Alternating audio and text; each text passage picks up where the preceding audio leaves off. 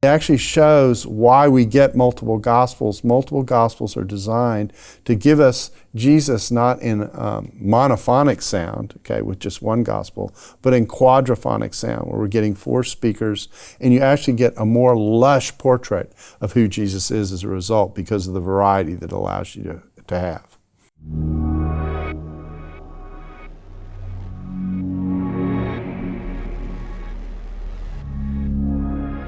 So Darrell, why don't you just introduce yourself and tell us a bit about what you're going to be talking about? Well, I'm Darrell Bock, and I'm going to be talking about alleged or so-called contradictions in the Bible, that questions people ask about the Bible, about passages that on the surface look like they don't align or match up very well, and what's going on with that, and is the Bible saying the same thing or confusing things? That kind of question, a perfectly appropriate question to ask about the material. And my hope is that we'll take a look at some factors that show that difference doesn't equal contradiction. So our hope is to show that to you. I am a senior research professor and executive director for cultural engagement at Dallas Theological Seminary in the United States, and I hope you'll find our conversation interesting. What is the issue if there are contradictions in the Bible? What's the problem? Well, the problem becomes, if there are contradictions in the Bible, the problem becomes, what is the Bible actually teaching? What is it actually telling us? If it's telling us 2 very different things, 2 very conflicting things, then the Bible doesn't have a clear message for what it's saying about particular topics, and it's unclear to know what exactly it is presenting on a given topic. Now, the problem with the generalized nature of that question is that we actually need specific examples in order to kind of see what we're talking about. But the point would be, people will either challenge, well, maybe the history isn't true, so I can't believe the event that's going on, or maybe the concept is foggy, and so I'm not sure what's actually being said about a topic, or characteristic of God is not portrayed in a way that is consistent, so what are you really saying about who He is? There are a variety of ways in which that could manifest itself in such a way that it makes the Bible's position problematic and unclear. So in a moment I want to ask you some specific questions about maybe for some examples, but could you give a few reasons why there might be apparent contradictions, or places where what the Bible says about something, say an event, differs? Well, I think that one of the features has to do with just the personality of the author. In other words, does this author believe in giving you detail, or are they simply trying to get the core point across? I often joke about this, that if my wife and I are asked the question, should either of us come to dinner, depending on who's asking and who's answering, get a very different answer. If my wife asks me the question, she's going to get a yes or a no. That's about all she's going to get. If I ask my wife the question, I'm going through a little journey in which she's going to start with the way my day functions, etc., and why my presence at dinner either is or is not required before she actually gets to the core answer, at least why I ask the question, do I need to be at dinner tonight or not? And so different writers with different personalities will have different things that they're concerned to communicate. They may communicate with different levels of detail, etc. And that can produce the kinds of and different concerns. And all those factors weighed together can produce differences in how 2 authors looking at the same event may present very different perspectives and details about what it is that they're describing. So perhaps let's go through some examples. Perhaps we could start with one about the cross and about Jesus' approach to His own death. When we come to the cross, we've got 2 seemingly very different approaches to how Jesus faced the cross. In Mark, we have a citation of the Old Testament out of Psalm 22, verse 1. My God, why hast thou forsaken me? And the issue of the cross is this tension that Jesus is feeling, and this idea that He's going through a very painful experience almost alone and isolated. In Luke, when the Old Testament is cited, we cite Psalm 31, verse 5. Into your hands I commit my spirit. A very trusting, very, I wouldn't say relaxed, nothing about the cross is relaxed, but certainly a very trusting, completely different tone, what you say in Mark. And some scholars will say you can't have a troubled Jesus and a trusting Jesus in the same event. That just doesn't work. That's a contradiction. But actually what's interesting is if you take those two passages and lay them next to one another in what's called a synopsis analyzes a parallel story in columns, and you're reading, you aren't reading horizontally, you're reading vertically across them to see what's going on. In Mark, after Jesus says early on in the crucifixion, my God, why hast thou forsaken me? Later on, he cries out a second time, only Mark doesn't tell us what he said. In Luke, when you lay out that story, the point at which into your hands I commit my spirit appears is at the very point where Mark is in the narrative and he says, Jesus cried out a second time. So Luke is filling in what Mark left blank. And what you're seeing is Jesus moving from the tension of what the cross represents as he's facing death into a recognition and a desire and a commitment to trust God for what's getting ready to happen because he's about to die. And the only thing that's on the other end is the hope of the resurrection. And so it's not a contradiction. Now, some people will complain that this represents a kind of harmonization, but it actually doesn't. It actually shows why we get multiple gospels. Multiple gospels are designed to give us Jesus not in monophonic sound, okay, with just one gospel, but in quadraphonic sound, where we're getting four speakers, and you actually get a more lush portrait of who Jesus is as a result because of the variety that allows you to have. That's very helpful in terms of the wider picture, I think, particularly, and where you've got details filled in by somebody else. What about where they do actually seem to be, for instance, the disciples told different things about what to do after Jesus' death and resurrection? They're told in one place they're told to stay in Jerusalem, in another one they seem to go to Galilee and they're told to go there. That just seems like a clash between two. They said Jesus said things and they seem to be completely different. Yeah, when we think about the context of how the disciples receive what is often called the Great Commission, in one case they're told to go to Galilee, in the other case they're told to stay in Jerusalem. So which is it? I mean, they're going to be supposedly in one place, right? And so it's, again, a perfectly logical question to ask, but I also think the answer needs to understand the context of the visit that the disciples undertook when they came to Jerusalem for Passover and unleavened bread and ended up experiencing the cross. So when they came, they were coming as pilgrims in an annual visit to the capital city to celebrate the feast. And that's what they thought they were going to do. If I can use a vivid image, they packed for a week. Okay, they packed to visit the capital city for a week on the perfect intention they were going to go back and resume their ministry. Well, when they were in Jerusalem and Jesus ended up being crucified and resurrected, and the signal was said to them, your headquarters are going to be in Jerusalem, okay? But wait a minute, we only packed for a week. What do we do? So they go back and they engage in the move from the north of Galilee back down to the south in Jerusalem. And that's only natural. So some of the post-resurrection appearances happen in Galilee, and some of the post-resurrection appearances happen in Jerusalem because they're in the part of that process of making the transition. They're remaining in Jerusalem in the sense of they're going to launch the mission for what Jesus is going to do through them from Jerusalem, but they had to get prepared to do it. And so that's an example of one where you have a variety of events and a variety of locations, but you also have a backdrop to what's going on. And each writer has chosen, for one reason or another, to focus on a particular location for those appearances, as opposed to either of them saying, well, some of them happened in Galilee and some of them happened in Jerusalem. Thank you. Okay, let me ask a slightly different question and ask, what about when there appears to be a theological clash? So, for instance, you have Paul saying it's justification by faith and not by works. You have James saying it's justification with works. How do you work when it's a theological clash? Yeah. So when we think about the potential theological contradiction between Paul's claim that salvation is by faith alone and James's remark that faith without works is dead, what do we do with those two things? Well, probably the first piece of advice would be get them in a room and get them talking to one another.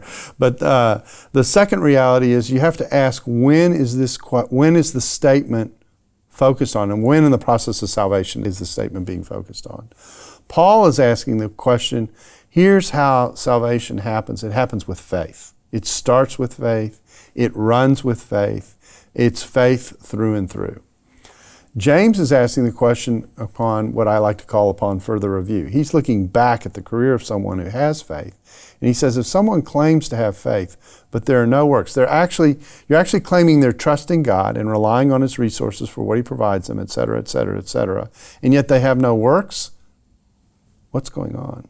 So he's actually suggesting that faith, because he isn't doing away with faith, that faith, when it plugs into what it is that God offers, will have a product. God doesn't engage in the new birth to give an abortion.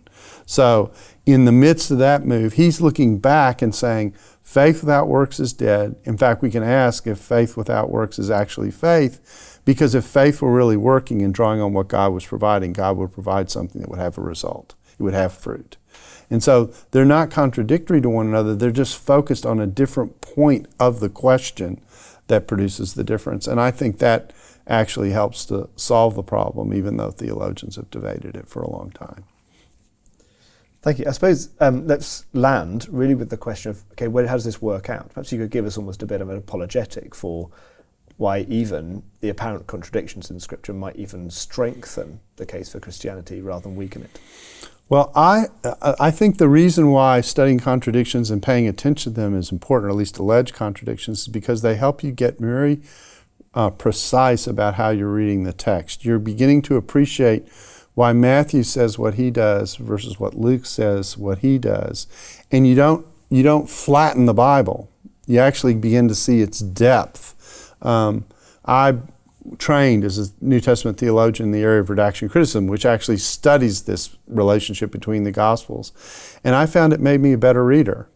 It forced me to ask the question, why is Matthew saying it this way, and why is Luke does it that way? That kind of thing. And in the midst of that, it opens up the topic for more angles and more understanding and more depth and more nuance for what's going on. And it shows really the multifaceted, almost diamond-like character of the way the Bible teaches what it teaches. When we think about contradictions where it looks like there are facts that are different, so sometimes you have two people instead of one, or the fig tree withered immediately, or the next day they saw that it withered. Or I like to talk about the way in which some of the words of Jesus are words that are supposedly quoting something that's going on, the way they're rendered in various Gospels. Here's the core idea that I want people to think about. Something can be accurate without being precise. In other words, if I get two accounts, one account may be more precise than the other, but that doesn't mean that the less precise account is inaccurate. So let's go through the examples that we raised. The fig tree. The two options are it withered immediately, or the next day they found it was withered. I would submit that in either case it withered pretty quickly. And so this is a matter of perspective that's being dealt with, and I think that's a simple answer for, again, we're back to the personalities of the writers and how precise they want to be and that kind of thing. The next example that I like to use, this is actually one of my favorites, is the voice from heaven at Jesus' baptism. Is this, "You are my beloved Son," or "This is my beloved Son"? Mark and Luke have, "You are my beloved Son." Matthew has, "This is my beloved Son." So what is it the voice from heaven said when Jesus was baptized? That's the question. And I want you to step back first and take a look at, they're both making the same fundamental point, that Jesus is being highlighted as the beloved Son of God as he's getting baptized by John the Baptist.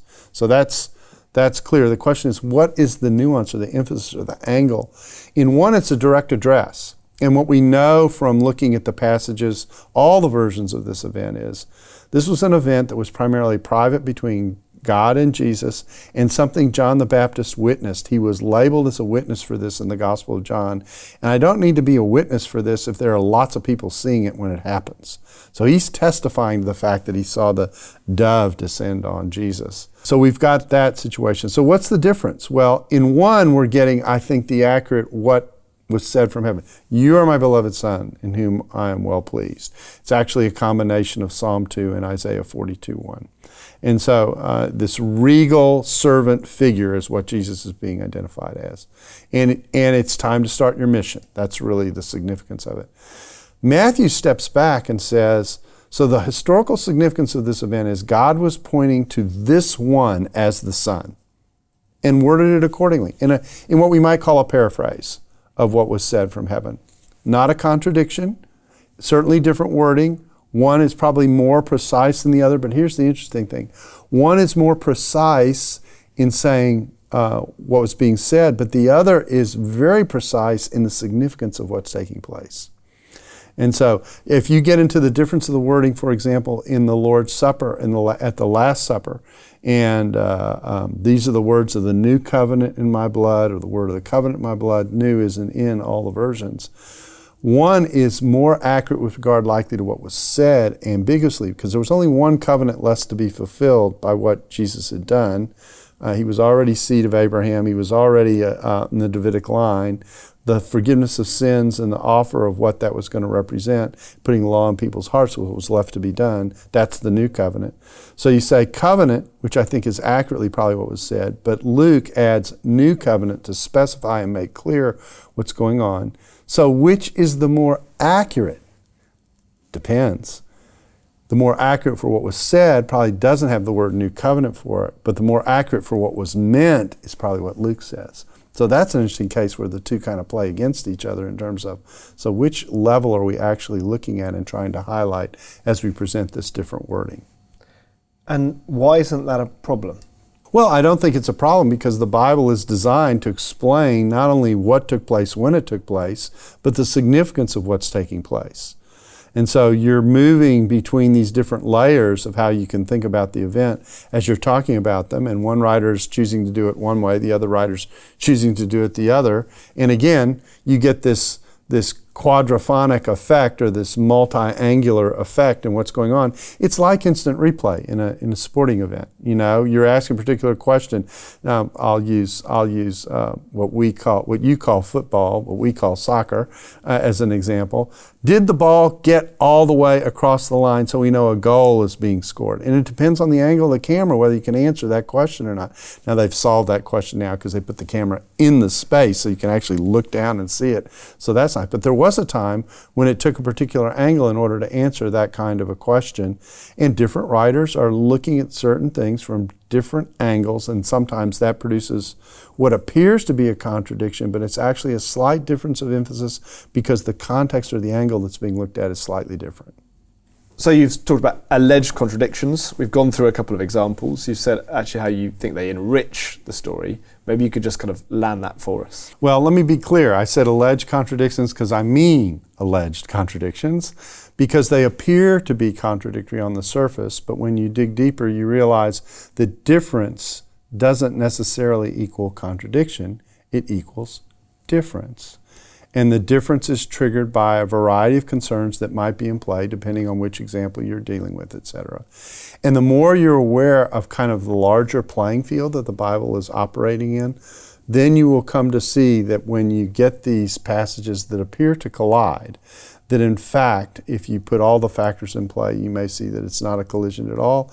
It's just one writer's looking at it this way and the other writer's looking at it that way. I sometimes say that postmodernism helps us in this regard, because postmodernism is all about being sensitive to the variety of perspectives that a topic can generate and that you can view it from. And in this particular case, I think the Bible sometimes reflects the idea that you're getting things from a variety of angles at different points, which has its own spillover that's probably its own separate topic, and that is, what that means is that I can, rather than proof texting the Bible with this passage or that, when I'm looking at a topic, it's really helpful to really map it out and see all the different angles that the Bible is dealing with, because the angle may make a big difference in how the question is being emphasized at a given point. And all those contexts are in play in a particular situation I may find myself in. So just to conclude, you're saying that they're only alleged contradictions, but they're differences, or the differences actually enrich things. That's right. Don't contradict. Differences enrich things. Contradictions, I don't think, are there. And I think when you do get differences, the other point to make is not only are contradictions not necessarily contradictions, they may be differences, but the second thing that we've also talked about is there's a difference between being precise and being accurate. So one version may be more precise than the other, but that doesn't make the other one less accurate, it just makes it less precise.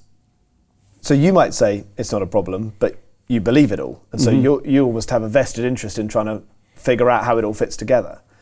For some people, particularly those investigating the Christian faith, or those people quite hostile to it, they might look at this and go, look, if God is who he said he is, and he's in charge, and even you're claiming in some way that he's inspired the Bible, why don't you just make them get it right first time? And so, why the fig tree? Why not be clear in both of them? Why create this apparent contradiction? Or where the legion, who's got these demons, in one gospel it says there's one man, in another gospel it says there's two men. Like, truly this disproves the Bible that you want me to trust. Well, first of all, I think the simple way to say this for me is that I actually came to the Bible and what I'm articulating now through a skeptical background. I did not grow up in a Christian home. So I was reading the Bible. I had certain views about the Bible. It was probably somewhere between, I don't know if I ever became full atheist, but I was certainly agnostic. And so I had questions about the Bible. And in reading the Bible and in watching it open up, someone put a very basic question in front of me that was pretty important, which is, because my view was Jesus was a great religious figure who had a lot to guide us on, but I didn't think he was particularly unique. So the question I was asked to read the Bible with is, how do these Gospels portray Jesus? Is he portrayed as this unique figure, or is he just another example? And it didn't take very long to realize that Jesus was being portrayed in a very unique way. That's a generic answer, but the more important question is, why all the other detail? And I think it's because it's a reflection of the way life is. We are dealing with witnesses who are telling you what they think. God isn't in the business of fixing everything and cleaning up all the angles. Life is rather messy. And what we do when we see the text for how it is functioning and where it is coming from with all the pieces, I think rather than assuming that God has to act in certain ways, because certainly one of the things the Bible tells us is when we anticipate that God's going to do it this way, we're going to find out he does it that way, that's one of the realities that we deal with when we're dealing with God. God inspired the Scripture. He allows the grammatical infacilities that people had to inject themselves into the Bible, because he's also communicating. I'm communicating through human beings and how they see the world. And in that midst, then I think that produces some of the complications. Would that it were simpler, and would I like it to be simpler? I joke with people that when we get to the press conference in heaven, we can bring our questions to God about why you did it this way, but when we get to heaven and we're with him, we probably won't care. Hey guys, how are you doing? My name's Nathaniel and I'm part of the Ocker team, and I just wanted to say a big thank you for watching this film we made. At Ocker, we really love to speak about the big questions of our time and to show how the Christian faith provides credible and valuable answers. If you've enjoyed this film, check out the other stuff on our channel, and also please consider subscribing and following us. It really helps to make more films like this. We also want to hear from you, so if you have any ideas for new content, please put them in the comments below or get in touch with us directly. Thanks goes out to all the speakers, donors, and film team, of which I'm a part of. And actually, fun fact, it takes around 60 hours to make all of these films. And that's because we want to make sure the content is incredibly well researched, it looks and it flows beautifully, and ultimately, that it's actually useful to you. So this means a lot of research, listening to our audience, and filmmaking. Our incredible staff at Ocker who make these films are funded by donations. So if you want to partner with us with our work, please also consider donating, which is really easy on our website. See you next time.